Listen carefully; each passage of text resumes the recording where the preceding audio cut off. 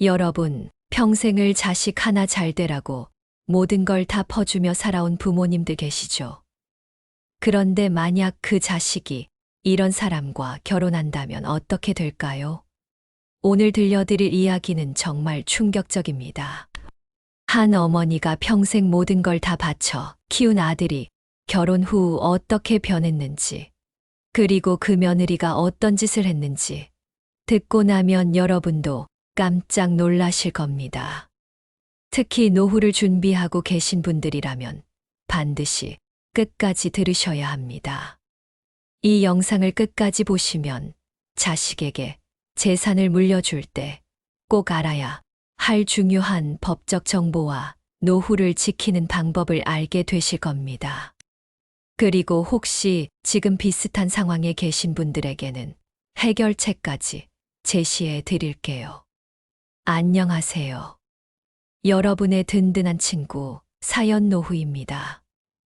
오늘도 여러분의 인생에 도움이 되는 이야기를 가지고 왔습니다. 구독과 좋아요는 더 좋은 콘텐츠를 만드는데 큰 힘이 됩니다. 그럼 지금부터 한 어머니의 가슴 아픈 사연을 들려드리겠습니다. 저는 올해 78살이 된 한순자라고 합니다. 충청남도 작은 시골 마을에서 태어나 가난한 집안의 맏딸로 자랐습니다. 그 시절엔 여자아이가 학교에 다니는 것조차 사치였지만 부모님은 무리를 해서라도 저를 초등학교까지는 보내주셨습니다. 하지만 그 이후로는 집안 형편상 더 이상 공부를 계속할 수 없었죠. 어린 나이에 부모님의 농사일을 도우면서 동시에 3명의 남동생들을 돌봐야 했습니다. 사실상 둘째 어머니 역할을 했던 거죠. 친구들이 학교에서 공부하고 놀 때 저는 집에서 동생들 밥을 해주고 기저귀를 갈아주고 있었습니다. 그렇게 20살이 되자 주변에서 결혼 이야기가 나오기 시작했습니다. 하지만 저는 아직 막내 동생이 어려서 결혼을 미뤄야 했어요. 결국 32살이 되어서야 결혼을 할 수 있었습니다. 남편은 성실하고 착한 사람이었지만 역시 가난했습니다. 결혼 후 시집에서도 여러 식구들을 챙겨야 했고 무엇보다 아이가 생기지 않아서 마음고생이 심했어요. 그러던 중 36살에 드디어 아들을 낳았습니다. 얼마나 기뻤는지 모릅니다. 하나뿐인 아들이라 그야말로 눈에 넣어도 아프지 않을 정도로 소중히 키웠죠. 남편은 더 나은 삶을 위해 해외로 일을 떠났고 저는 혼자서 아이를 키우며 힘든 시간을 보냈습니다. 시댁에서 혼자 아이를 키우는 것이 얼마나 힘든지 아시는 분들은 아실 겁니다. 남편이 외국에서 일하는 동안 저는 정말 혼자였습니다. 아이가 아프면 밤새 간호하고 시댁 어른들 뒷바라지하고 농사일까지 도와야 했죠. 그 시절 하루하루가 견디기 힘들었지만 아들을 위해서라면 무엇이든 할 수 있었습니다. 몇 년 후 남편이 돌아왔고 우리는 서울로 이주해서 작은 분식점을 시작했습니다. 새벽 4시에 일어나 재료를 준비하고 밤늦게까지 설거지를 하는 고된 일상이었어요. 손님이 없으면 하루 종일 앉아서 기다리기도 했고 비가 오면 며칠 동안 손님이 없어서 걱정하기도 했습니다. 그래도 아들만 바라보며 살았습니다. 저희 부부는 자장면 한 그릇도 아껴가며 생활했지만 아들에게는 좋은 것만 해주려고 했어요. 다른 아이들이 입는 옷보다 비싸더라도 브랜드 옷을 사 입혔고 학용품도 제일 좋은 것으로 사줬습니다. 아들이 초등학교에 입학할 때부터 저는 교육에 대한 욕심이 생겼습니다.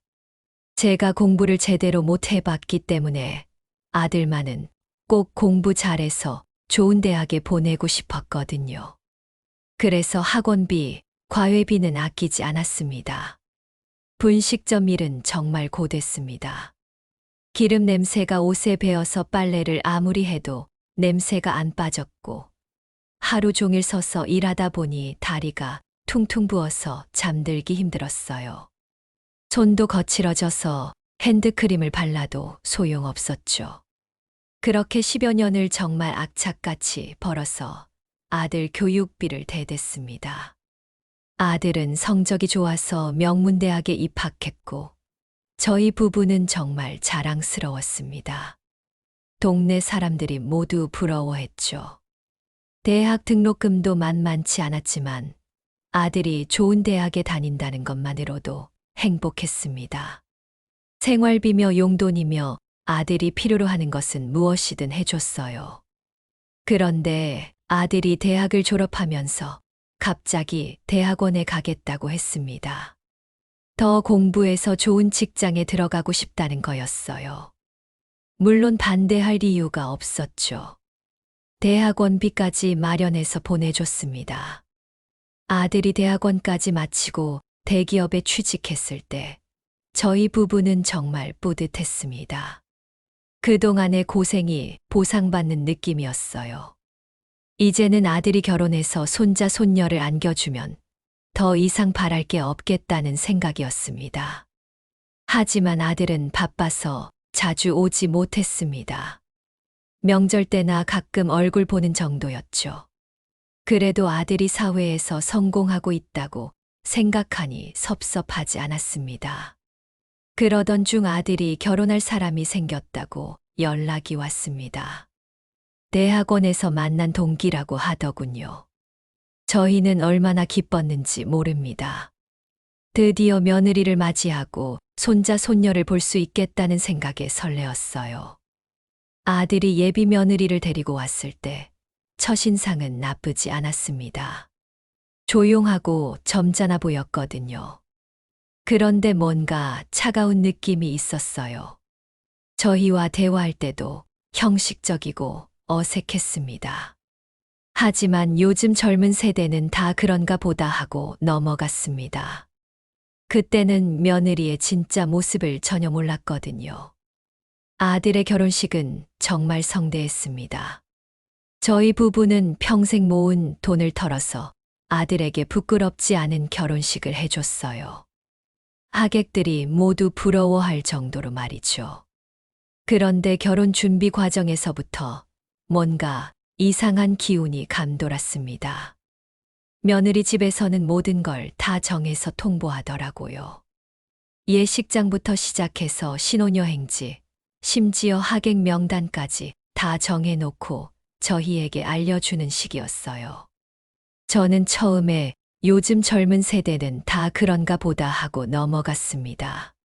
하지만 속으로는 조금 서운했죠. 아들의 결혼식인데 저희 의견은 하나도 묻지 않더라고요. 결혼 후 첫 번째 명절이 왔을 때 저는 며느리를 위해 정말 정성껏 준비했습니다. 며느리가 좋아할 만한 음식들을 미리 알아보고 일주일 전부터 장을 보고 준비했어요. 그런데 명절 당일 아들 부부가 온 시간은 고작 2시간이었습니다. 차례를 지내고 밥 한 끼 먹고는 바로 일어나더라고요. 며느리 부모님 댁에도 가야 한다면서 말이에요. 그때 며느리가 한 말이 지금도 기억납니다. 어머니, 저희 집에서도 준비해서 기다리고 계시거든요. 빨리 가봐야 할 것 같아요. 그 말 한마디에 제가 일주일 동안 준비한 모든 정성이 무색해져 버렸습니다. 며느리 부모님은 중요하고 저희는 그냥 의무적으로 들르는 곳이라는 느낌이 들었어요. 그 후로도 아들 부부는 명절 때마다 똑같은 패턴이었습니다. 저희 집에는 잠깐 들렀다가 며느리 부모님 댁에서는 하루 종일 있더라고요. 나중에 들어보니 며느리 부모님 댁에서는 모든 음식을 배달 음식으로 시켜서 먹는다고 하더군요. 저는 그때부터 뭔가 잘못되었다는 걸 느꼈습니다. 하지만 아들에게 직접 말하기는 어려웠어요. 혹시 며느리와 사이가 나빠질까봐 걱정됐거든요. 아들은 결혼 후 더욱 바빠졌습니다. 전화 통화도 한 달에 한 번 할까 말까 했어요. 그나마도 급한 일이 있을 때나 연락이 왔죠. 안부를 묻는 전화는 거의 없었습니다. 저는 아들이 보고 싶어서 가끔 깜짝 방문을 했습니다. 그런데 며느리의 얼굴이 정말 싫어 보이더라고요. 겉으로는 웃으면서 반갑다고 했지만 눈빛이 차갑고 불편해하는 게 느껴졌어요. 한 번은 아들 집에 갔는데 며느리가 친구들과 홈파티를 하고 있었습니다. 저는 당황해서 그냥 돌아가려고 했는데 며느리가 친구들 앞에서 이렇게 말하더라고요. 시어머니가 갑자기 오셨네요. 미리 연락을 주셨으면 좋았을 텐데. 그 말을 들으니 정말 민망했습니다. 친구들 앞에서 저를 그렇게 말하다니. 아들은 옆에서 아무 말도 하지 않더라고요. 그날 이후로 저는 아들 집에 가기 전에 꼭 미리 연락을 하게 됐습니다. 하지만 연락을 해도 대부분 바쁘다며 안 된다고 하더라고요. 정말 가끔씩만 만날 수 있었어요. 시간이 지나면서 며느리의 본성이 점점 드러나기 시작했습니다. 아들이 저희한테 용돈을 드리려고 하면 기분 나빠하고 저희가 뭔가 선물을 사가면 필요 없다며 받지 않으려고 했어요. 그런데 정작 며느리 부모님에게는 매달 용돈을 드리고 있다는 걸 나중에 알았습니다.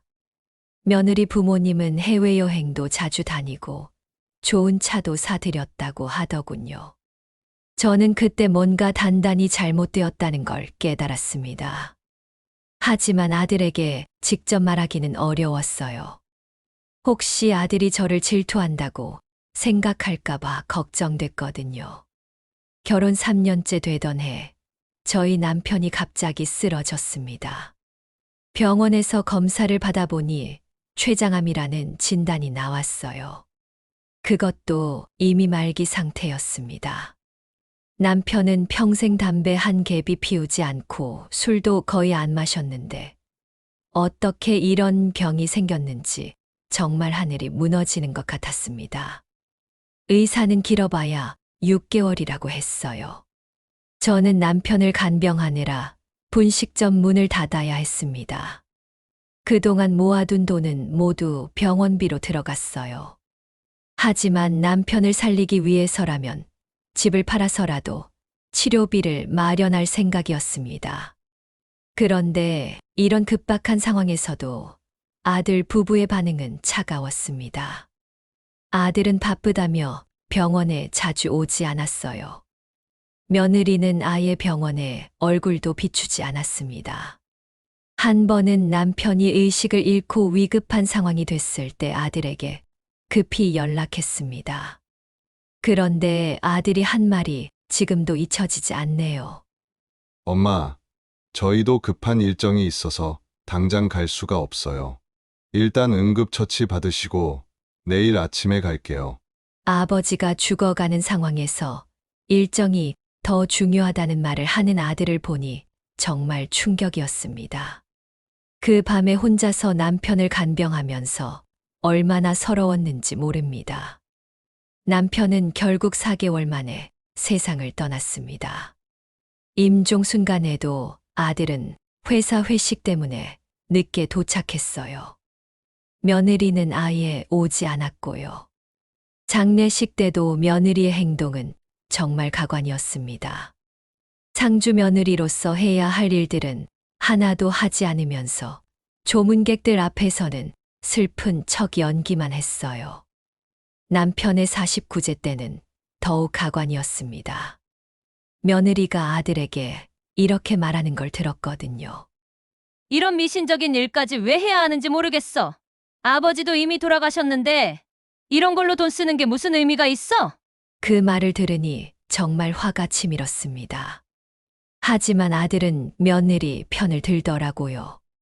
결국 49제도 간소하게 치를 수밖에 없었어요. 남편이 떠나고 나서 저는 완전히 혼자가 되었습니다. 분식점도 문을 닫은 상태였고 병원비로 돈도 거의 다 떨어진 상황이었어요. 그런데도 아들은 저를 챙기지 않았습니다. 오히려 남편 장례식이 끝나고 며칠 후에 아들이 찾아와서 충격적인 말을 했어요. 집을 팔아서 작은 곳으로 이사를 가라는 거였습니다. 혼자 살기에는 너무 크다면서 말이죠. 저는 그 집이 남편과 함께 살았던 추억이 깃든 곳이라 떠나고 싶지 않았습니다. 하지만 아들은 계속 압박했어요. 관리비도 많이 나오고 혼자 살기 위험하다면서 말이죠. 결국 저는 아들의 강권에 이겨 집을 팔고 원룸으로 이사했습니다. 40년 동안 살았던 집을 떠나는 날 정말 눈물이 많이 났어요. 집을 판 돈은 아들이 관리하겠다고 했습니다. 저 혼자서는 재산 관리가 어려울 것 같다면서 말이죠. 저는 아들을 믿고 맡겼는데 이게 나중에 큰 화가 될 줄은 몰랐습니다. 원룸으로 이사한 후 저는 정말 외로웠습니다. 예전에 살던 동네에서는 이웃들과 인사도 나누고 같이 장도 보러 다녔는데 새로운 곳에서는 아는 사람이 하나도 없었어요. 아들에게 외롭다고 말해도 바쁘다며 자주 오지 않았습니다. 며느리는 더욱 그랬고요. 명절 때나 가끔 얼굴을 보는 정도였습니다. 그렇게 혼자 지내다 보니 건강도 나빠지기 시작했습니다. 당뇨병이 생기고 혈압도 높아졌어요. 무릎도 아파서 계단 오르기가 힘들어졌습니다. 혼자 지내던 중 건강이 계속 나빠지자 아들이 갑자기 관심을 보이기 시작했습니다. 병원에 모셔다 드리겠다고 하면서 자주 연락을 해왔어요. 그때는 아들이 드디어 저를 걱정해 주는구나 싶어서 정말 기뻤습니다. 하지만 아들의 진짜 목적은 따로 있었습니다. 어느 날 아들이 며느리와 함께 찾아와서 중요한 이야기가 있다고 했어요. 그리고는 충격적인 제안을 했습니다. 제가 가지고 있던 재산을 미리 증여받고 싶다는 거였습니다. 세금을 절약할 수 있고 나중에 상속받을 때보다 지금 증여받는 게 더 유리하다면서 말이죠. 아들은 달콤한 말로 저를 설득했습니다. 재산을 증여받으면 그 돈으로 더 큰 집을 사서 저를 모시고 살겠다고 했어요. 병원비 걱정도 하지 말고 편히 지내라고 했습니다. 며느리도 옆에서 거들었습니다. 어머니 건강이 좋지 않으니까 저희가 잘 모셔드리겠다고 했어요. 그리고 손자도 빨리 안겨드리고 싶다면서 환심을 샀습니다. 저는 그 말을 듣고 정말 기뻤습니다.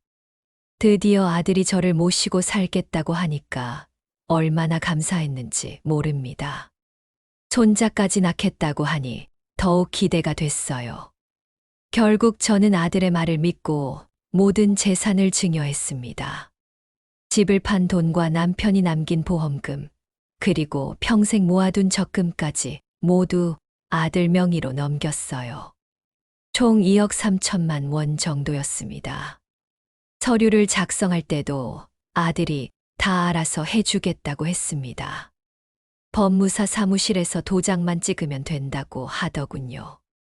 저는 복잡한 법적 절차를 잘 몰라서 아들이 시키는 대로 했습니다.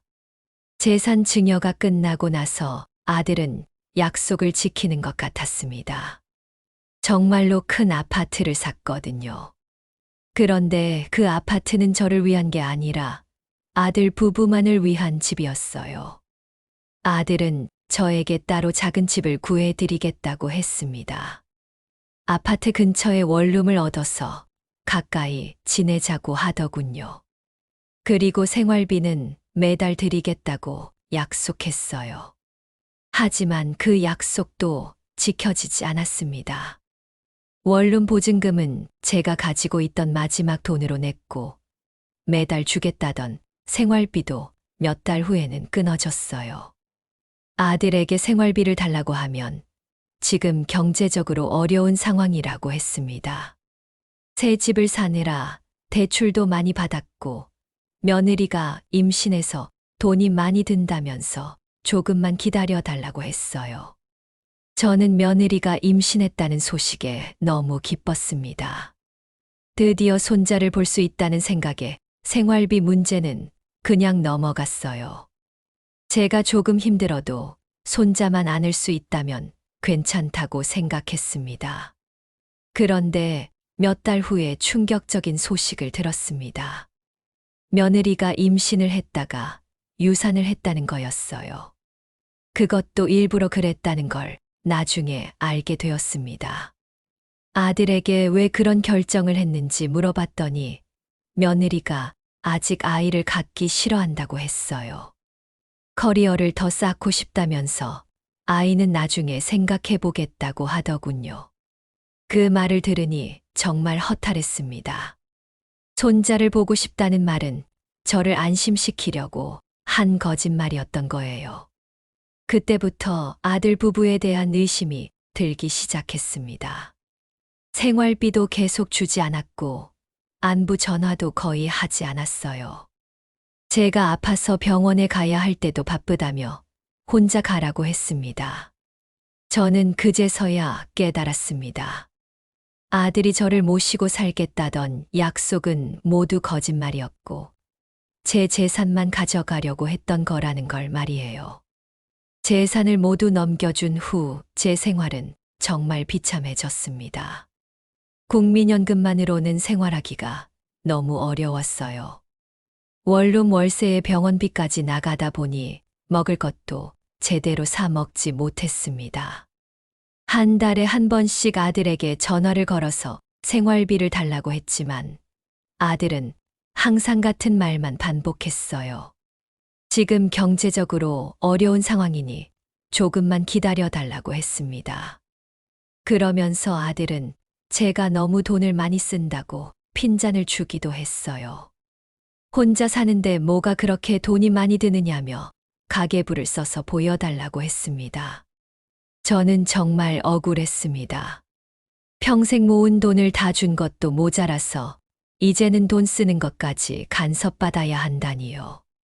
하지만 아들 외에는 의지할 곳이 없어서 참을 수밖에 없었어요. 그러던 중 제가 당뇨, 합병증으로 입원을 하게 되었습니다. 혈당 조절이 안 되면서 의식을 잃고 쓰러진 거예요. 다행히 이웃분이 발견해서 병원으로 옮겨졌습니다. 병원에서 아들에게 연락했지만 바로 오지 못했어요. 회사에서 중요한 회의가 있다면서 저녁에 오겠다고 했습니다. 며느리는 아예 병원에 오지 않았고요. 입원비와 치료비가 만만치 않았는데 아들은 돈이 없다며 난색을 표했습니다.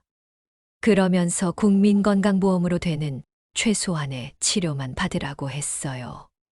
저는 그때 정말 서러웠습니다. 제가 아들에게 준 돈이 2억이 넘는데 그 돈으로 좋은 집도 사고 좋은 차도 샀을 텐데 정작 제 병원비는 아깝다고 하다니요. 퇴원할 때도 아들은 오지 않았습니다. 택시비도 제가 내고 혼자 집에 갔어요. 그런데 집에 도착해서 더 큰 충격을 받았습니다. 아들이 제 집 열쇠를 몰래 복사해서 들어왔다 간 흔적이 있었어요.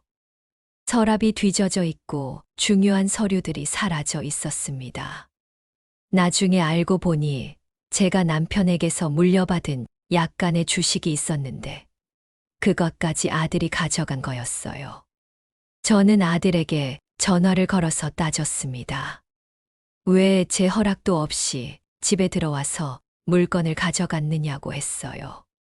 그런데 아들의 대답은 더욱 충격적이었습니다. 엄마, 어차피 나중에 내가 상속받을 건데 미리 정리해서 뭐가 문제예요? 엄마 혼자서는 주식 관리도 못하잖아요.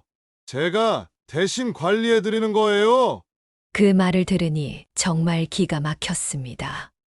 제가 살아있는데 벌써 상속받을 생각을 하고 있다니요. 그리고 제 허락도 없이 집에 들어온 것에 대해서는 사과 한마디도 없었어요. 그 사건 이후로 아들과의 관계는 더욱 나빠졌습니다. 아들은 제가 트집을 잡는다며 오히려 화를 냈어요. 며느리는 더욱 노골적으로 저를 피했습니다. 명절이 되어도 아들 부부는 오지 않았습니다. 며느리 부모님 댁에만 간다고 했어요. 저는 혼자서 쓸쓸하게 명절을 보내야 했습니다. 그런데 더 충격적인 소식을 들었습니다. 아들 부부가 해외여행을 다녀왔다는 거였어요. 그것도 한 달 동안이나 유럽 여행을 했다고 하더군요. 저는 생활비가 없어서 고생하고 있는데 아들 부부는 해외여행을 다니고 있다니요. 그 돈이 다 제가 준 돈이라는 생각을 하니 정말 화가 치밀었습니다. 아들에게 전화를 걸어서 왜 여행 갈 돈은 있으면서 저에게는 생활비를 주지 않느냐고 따졌어요. 그런데 아들은 여행은 며느리의 돈으로 갔다고 했습니다. 하지만 며느리가 어디서 그런 돈을 구했는지 의심스러웠어요. 나중에 알고 보니 며느리 부모님이 돈을 대준 게 아니라 제가 준 돈을 쓴 거였습니다. 어느 날 제가 장을 보러 나갔다가 우연히 아들 부부를 목격했습니다. 백화점에서 비싼 명품 옷을 사고 있더라고요. 며느리는 수백만 원짜리 가방을 들고 있었고 아들도 고급 양복을 입고 있었습니다. 저는 숨어서 그 모습을 지켜봤어요. 아들 부부는 정말 행복해 보였습니다. 웃으면서 쇼핑을 하고 비싼 레스토랑에서 식사를 하더라고요. 그 모습을 보니 정말 기가 막혔습니다. 저에게는 생활비가 없어서 못 준다고 해놓고는 자신들은 그렇게 호화로운 생활을 하고 있다니요. 그날 저는 정말 많이 울었습니다. 며칠 후 더 충격적인 사실을 알게 되었습니다.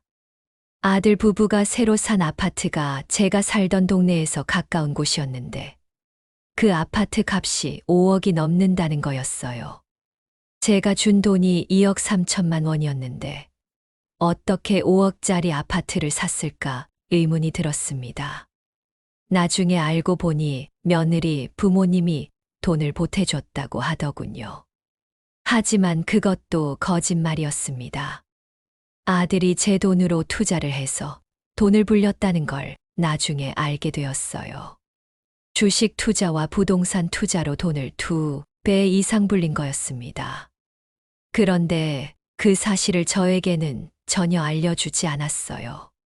제 돈으로 투자해서 번 돈인데 저는 여전히 생활비도 못 받고 있었습니다. 저는 정말 화가 났습니다. 아들에게 전화를 걸어서 따졌어요. 내 돈으로 투자해서 돈을 벌었으면 그 사실을 알려줘야 하는 거 아니냐고 했습니다. 그런데 아들의 대답은 더욱 뻔뻔했습니다. 투자는 본인이 한 거고 손해가 날 수도 있었는데 다행히 돈을 벌었다며 오히려 고맙다고 해야 한다고 했어요. 그 말을 들으니 정말 어이가 없었습니다. 제 돈으로 투자해서 번 돈을 자기 것처럼 생각하다니요. 그리고 저에게는 고맙다고 해야 한다고 하다니요. 아들은 계속해서 저를 무시했습니다. 전화를 걸어도 받지 않거나 바쁘다며 끊어버렸어요. 가끔 받더라도 귀찮다는 투로 대화했습니다. 그러던 중 제가 넘어져서 다리를 다쳤습니다. 계단에서 미끄러져서 발목을 삐었는데 혼자서는 병원에 갈 수도 없는 상황이었어요. 아들에게 SOS 전화를 걸었습니다. 그런데 아들은 지금 회사에서 중요한 회의 중이라며 저녁에 연락하겠다고 했어요. 며느리에게도 연락했지만 받지 않았습니다. 할 수 없이 119에 신고해서 병원에 갔습니다. 응급실에서 혼자 치료받고 있는데 정말 서러웠어요. 평생 아들을 위해 살았는데 이런 대우를 받다니요. 병원비도 제가 내야 했고 집에 갈 때도 혼자 택시를 타야 했습니다. 아들은 그날 저녁에 전화를 걸어서 형식적으로 괜찮냐고 물어봤지만 직접 오지는 않았어요. 그 사건 이후로 저는 정말 절망했습니다.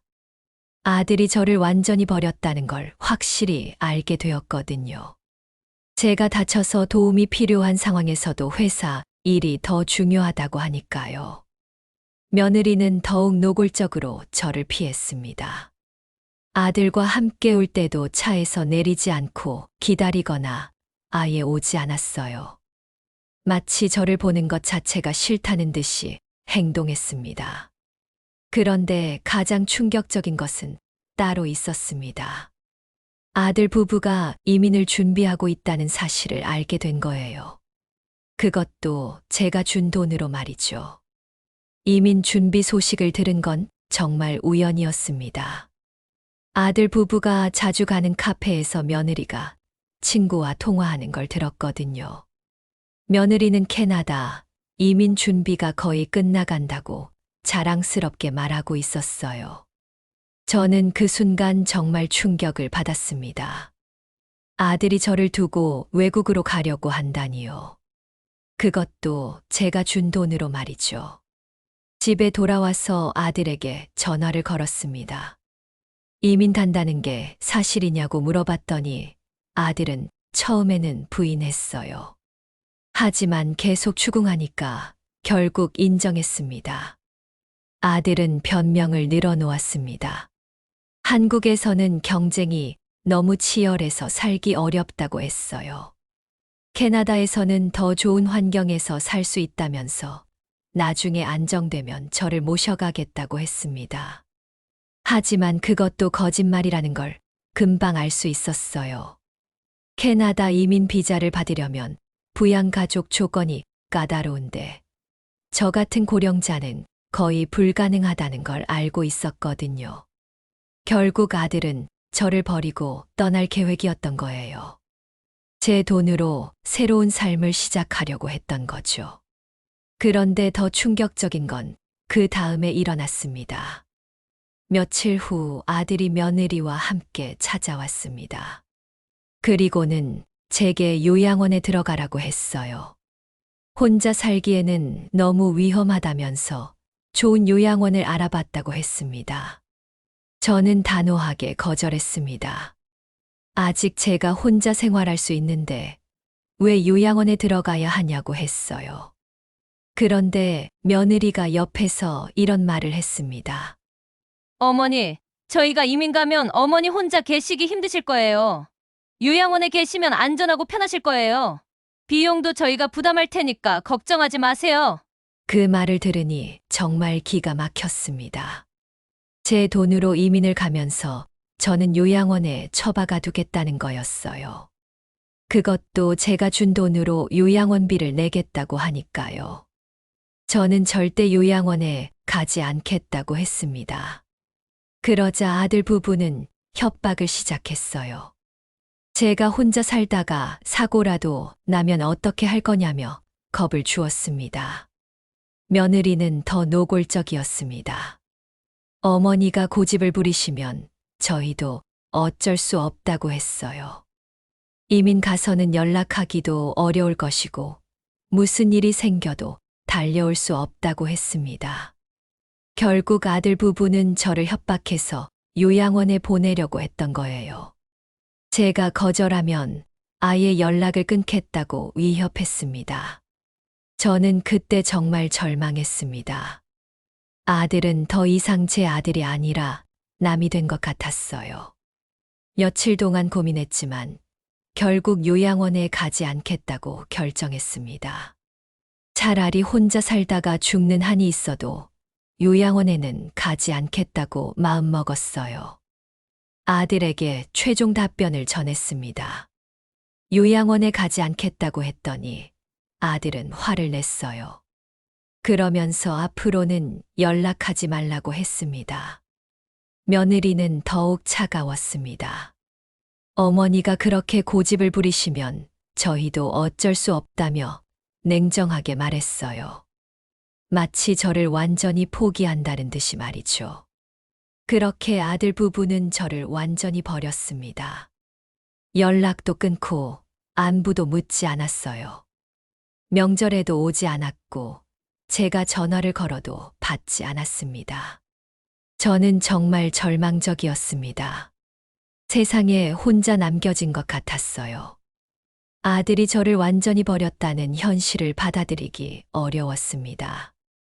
그런데 더 충격적인 소식이 기다리고 있었습니다. 이웃에서 들은 말로는 아들 부부가 벌써 이민 수속을 거의 마쳤다는 거였어요. 그리고 출국 날짜도 정해졌다고 했습니다. 저는 마지막으로 아들에게 연락해 봤습니다. 정말 이민을 가는 거냐고 물어봤더니 아들은 차갑게 대답했어요. 이미 결정된 일이니까 받아들이라고 했습니다. 아들이 이민을 간다는 소식을 듣고 저는 며칠 동안 잠을 못 잤습니다. 정말 믿을 수가 없었어요.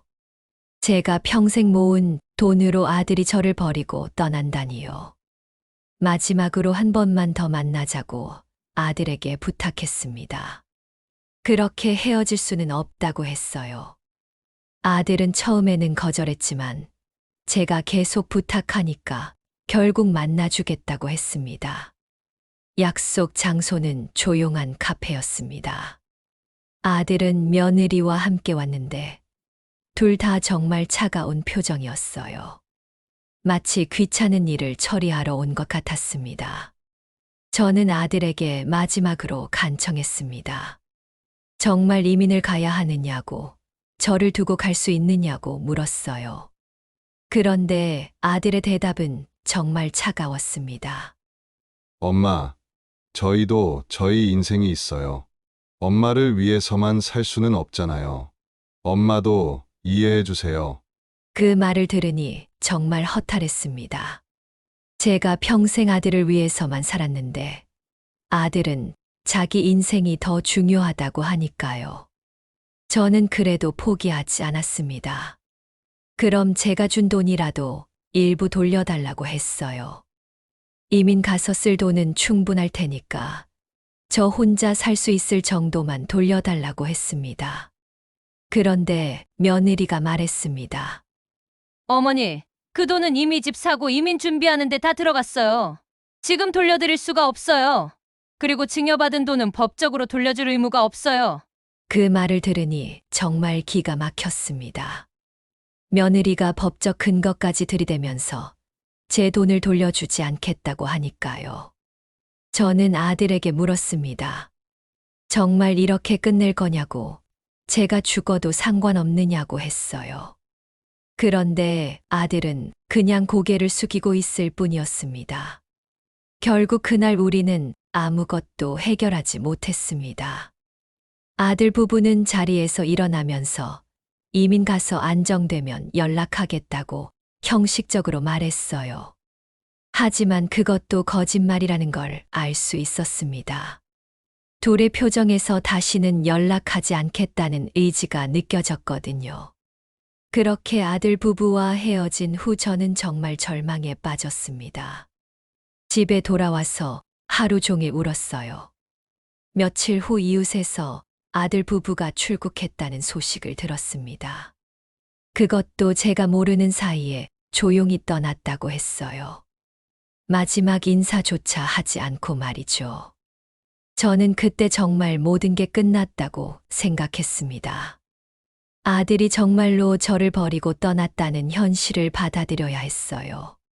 출국 후 한 달쯤 지났을 때 아들에게서 짧은 문자 메시지가 왔습니다. 무사히 도착했다는 내용이었어요. 그게 아들에게서 받은 마지막 연락이었습니다. 저는 답장을 보냈지만 아들은 더 이상 연락하지 않았습니다. 전화를 걸어도 받지 않았고 문자 메시지도 읽지 않았어요. 그렇게 저는 완전히 혼자가 되었습니다.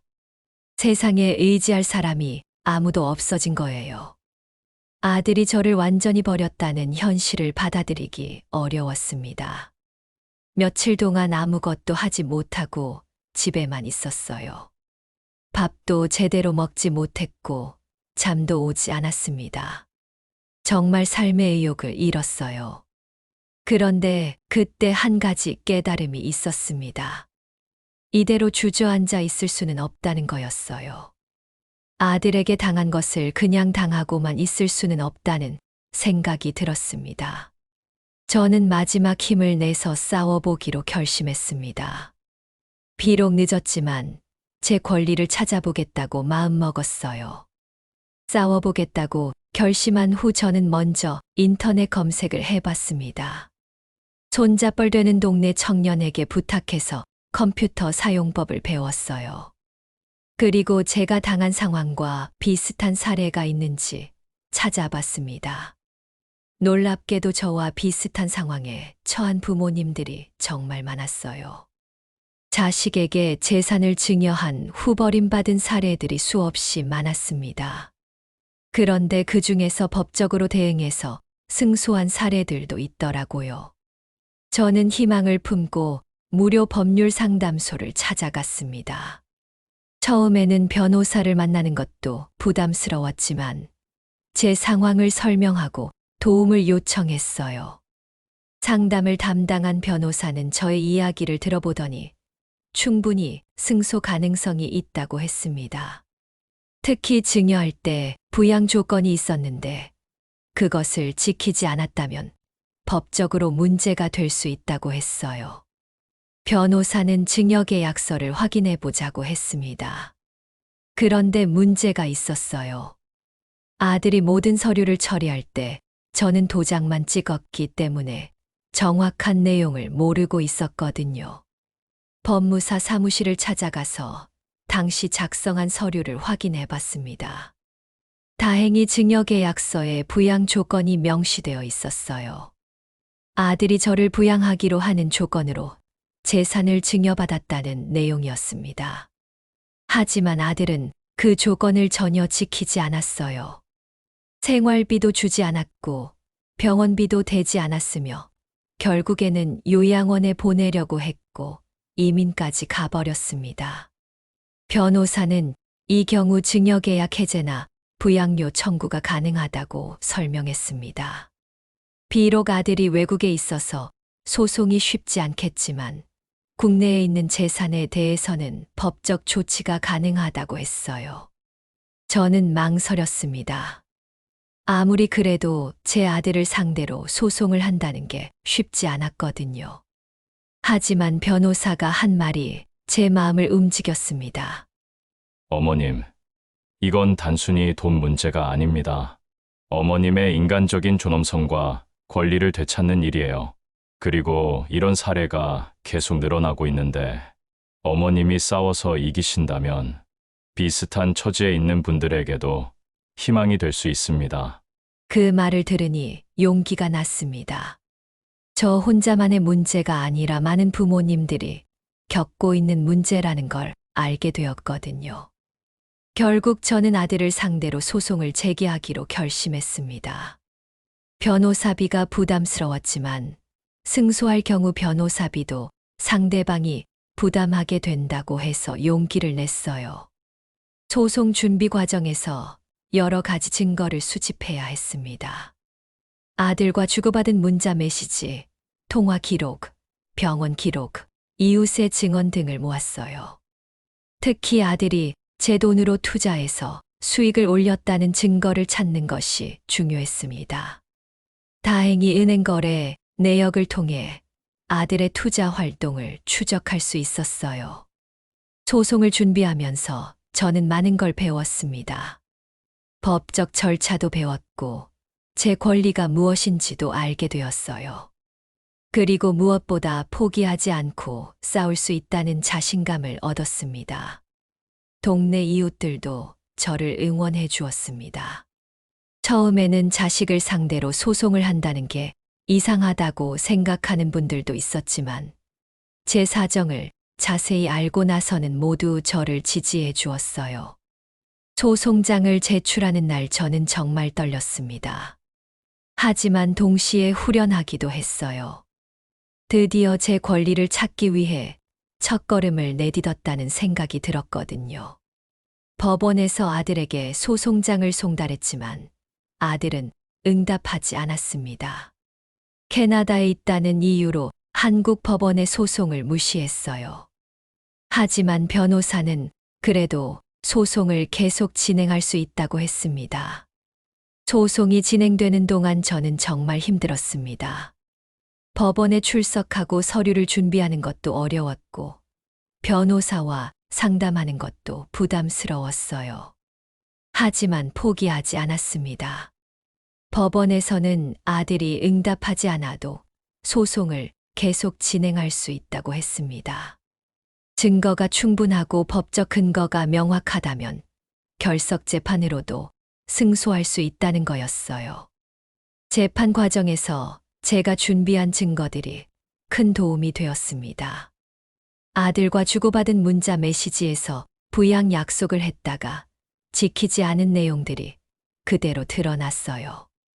특히 이민 가면서 저를 요양원에 보내려고 했던 내용도 증거로 제출했습니다. 은행 거래 내역도 중요한 증거가 되었습니다. 제가 준 돈으로 아들이 투자해서 수익을 올렸다는 것이 명확하게 드러났거든요. 그런데 그 수익을 저와 전혀 공유하지 않았다는 것도 확인되었습니다. 몇 개월간의 재판 끝에 법원은 저에게 유리한 판결을 내렸습니다. 아들은 부양 의무를 다하지 않았으므로 매달 일정 금액을 부양료로 지급해야 한다고 했어요. 그리고 증여받은 재산 중 일부를 반환해야 한다는 판결도 나왔습니다. 판결문을 받은 날 저는 정말 기뻤습니다. 비록 모든 돈을 다 돌려받을 수는 없었지만 적어도 제 권리를 인정받았다는 것이 중요했어요. 더 중요한 것은 아들이 소유한 국내 부동산에 대한 강제 집행이 가능하다는 것이었습니다. 아들이 캐나다에 있어도 한국에 있는 재산은 법원에서 압류할 수 있다고 했어요. 실제로 법원에서는 아들 명의로 되어 있던 아파트에 대한 강제 집행을 진행했습니다. 그 아파트는 제가 준 돈으로 산 것이었는데 결국 경매로 팔려서 그 돈 중 일부를 돌려받을 수 있었어요. 물론 모든 돈을 다 돌려받지는 못했습니다. 하지만 적어도 제가 홀로 살아갈 수 있을 정도의 돈은 확보할 수 있었어요. 그것만으로도 저에게는 큰 의미가 있었습니다. 승소 소식이 알려지자 많은 분들이 저를 찾아왔습니다. 저와 비슷한 상황에 처한 부모님들이 조언을 구하러 온 거였어요. 저는 제 경험을 나누면서 그분들께 용기를 드렸습니다. 어떤 분은 저에게 이렇게 말했습니다. 어머님 덕분에 저도 용기를 얻었어요. 제가 당한 것을 그냥 참고만 있을 게 아니라 당당하게 제 권리를 찾아야겠어요. 그 말을 들으니 제가 겪은 고생이 헛되지 않았다는 생각이 들었습니다. 저 혼자만의 문제가 아니라 많은 부모님들이 겪고 있는 문제였고, 제가 먼저 길을 열어준 것 같아서 뿌듯했어요. 아들에게서는 여전히 연락이 없습니다. 승소 판결이 나고 강제 집행이 진행되는 동안에도 아무런 연락이 없었어요.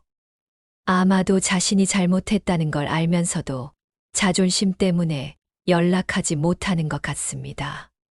하지만 저는 더 이상 아들을 기다리지 않습니다. 아들이 먼저 진심으로 사과하고 뉘우치지 않는 한 저도 먼저 연락하지 않을 생각이에요. 지금 저는 새로운 삶을 시작했습니다. 법정 투쟁을 통해 되찾은 돈으로 작은 아파트를 구입했어요. 혼자 살기에는 충분한 공간이고 관리비도 적게 나와서 부담이 없습니다. 무엇보다 저는 자신감을 되찾았습니다. 아들에게 의존하지 않고도 혼자 당당하게 살 수 있다는 걸 깨달았어요. 그리고 어려운 상황에서도 포기하지 않고 싸우면 길이 열린다는 것도 배웠습니다. 요즘은 봉사활동도 하고 있습니다.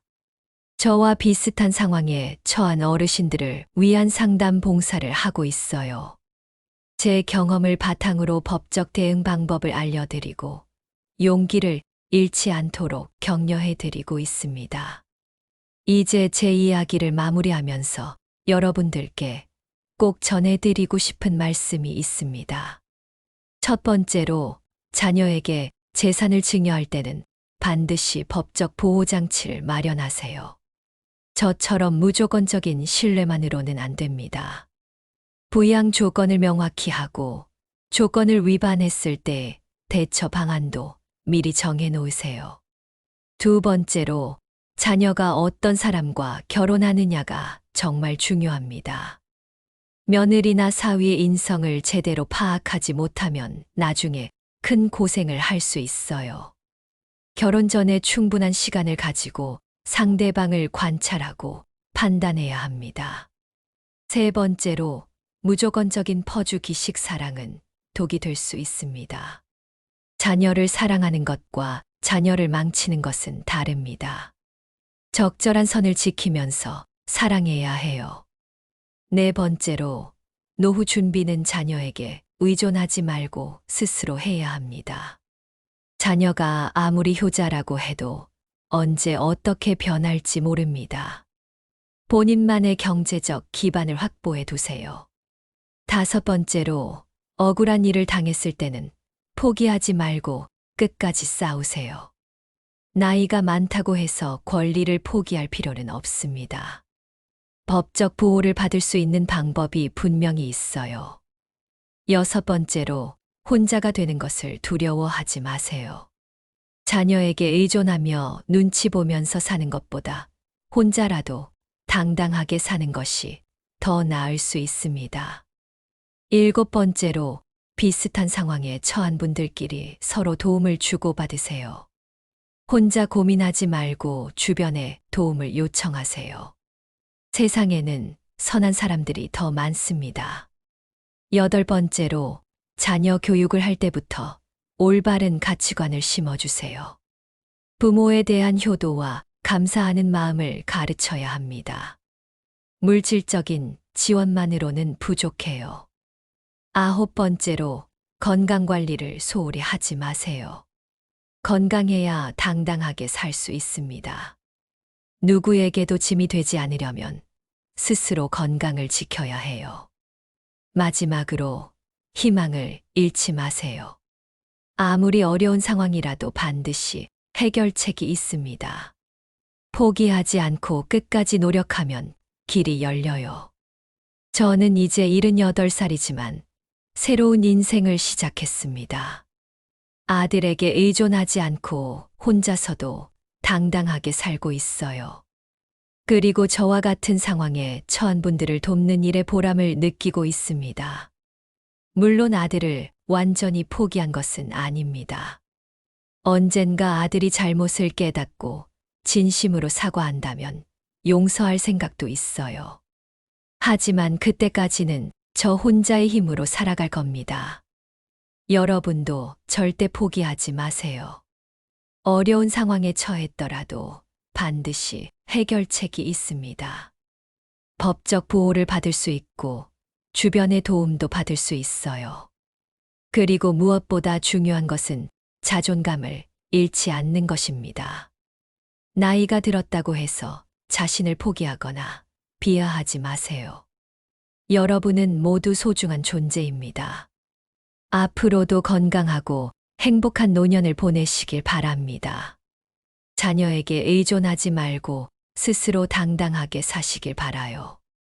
그리고 어려운 일이 있을 때는 주저하지 말고 도움을 요청하세요. 제 이야기가 여러분께 작은 도움이라도 되었으면 좋겠습니다.